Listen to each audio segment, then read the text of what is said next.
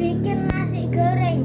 Pertama, pakai bawang merah, cabai, bawang merah, terus bawang putih.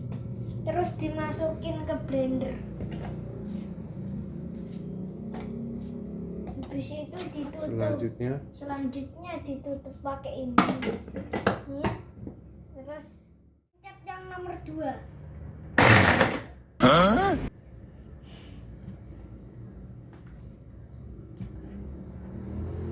Gak bisa.